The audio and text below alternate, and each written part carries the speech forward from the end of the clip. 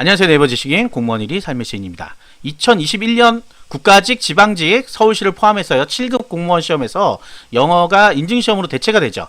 대체가 되면서 토익 700점 이상, 뭐 토플 몇 점 이상, 뭐 이런 게 있잖아요. 근데 유효기간이란 게 있어요. 성적표기 때문에 우리가 어학 성적표니까 평생을 다 보장해 줄 수가 없잖아요. 그래서 3년으로 일단 지정이 돼 있어요. 3년.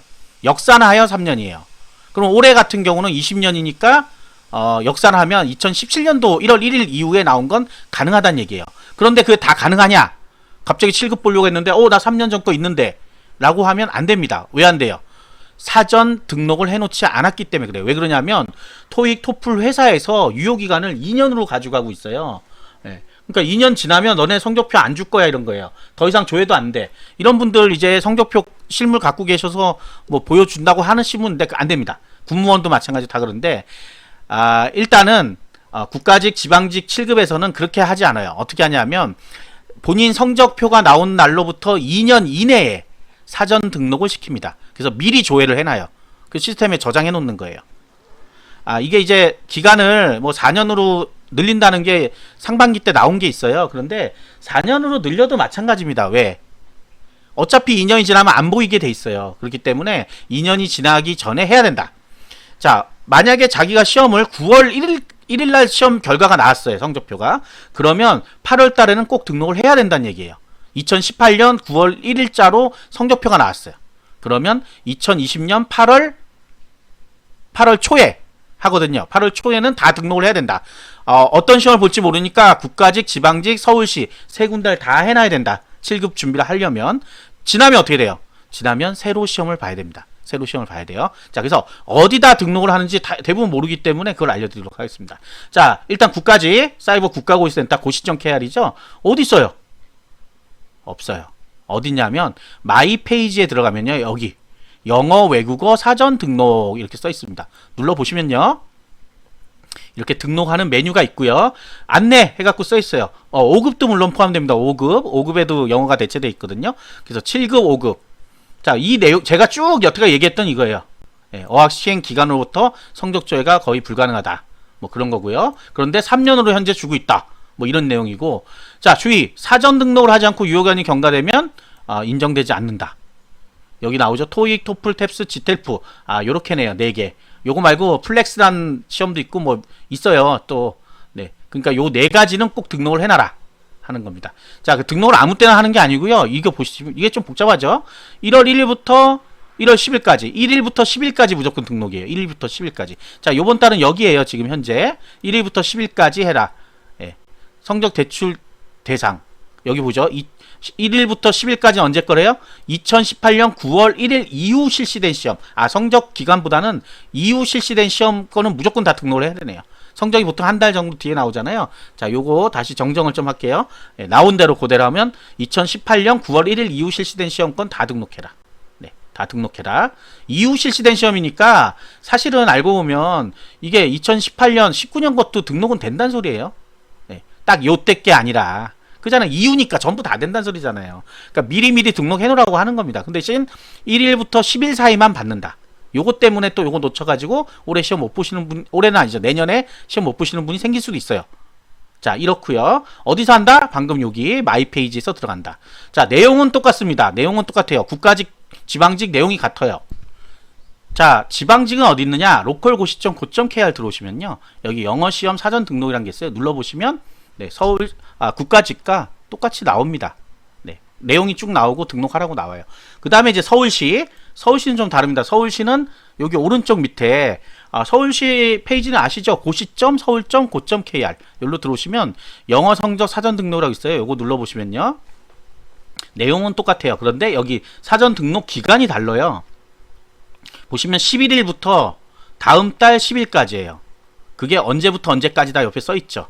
그래서 요거 보시고 세 군데를 다 등록해놔야 됩니다. 7급 시험을 보겠다고 하면. 하나만 등록하면 어떻게 돼요? 그럼 나중에 또 서울시 거는 따로 해서 또 시험 다시 봐야 된다고요. 자, 그리고 토익 점수가 높으면 좋아요? 안 좋습니다. 안 좋은 게 아니라 상관없습니다. 토익 점수는 그냥 토익 점수일 뿐이에요. 700 이상 되면 더 플러스 알파 없습니다. 이게 최소 기준을 말하는 거는 그 정도면 충분하다 하는 거예요. 그걸로 더 플러스 알파 되는 거 없습니다. 어떤 분들은 계속 그거 물어봐요. 더 좋으면 좋을까요? 그럼 애초부터 좋으면 좋을까요? 하면 700 이상 뭐 만점까지 이런 식으로 쓰겠죠. 아니면 700점은 최소로 넘겨야 된다. 이유는 합산한다. 뭐 이런 식으로 나와야 되는데 그렇지 않아요. 그냥 상식선에도 이 검정시험을 대체하는 이유가 뭐예요? 하지 않기 위해서 그런 거예요. 충분하게 시험 봐서 요 정도 점수 넘으면 이 과목은 하지 마라. 이런 거죠. 그렇다고 뭐 시험 볼 수 있는 방법은 없어요. 근데 어쨌든 간에 그런 방식으로 돼 있기 때문에 700점 이상 맞으면 뭐가 좋아요? 본인이 좋죠, 뭐. 점수가 높으니까.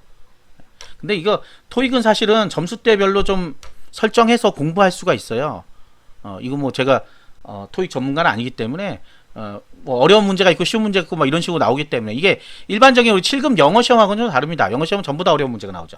싹 다 어려운 문제 나오니까 80점 맞기가 쉽지 않아요. 그런데 토익은 어떻게 듣기도 있잖아요. 듣기 평가 잘 하고 이러면 700점 맞을 수 있어요. 그리고 7급 정도 되시는 분이 700을 못 넣는다 그러면 안타깝죠.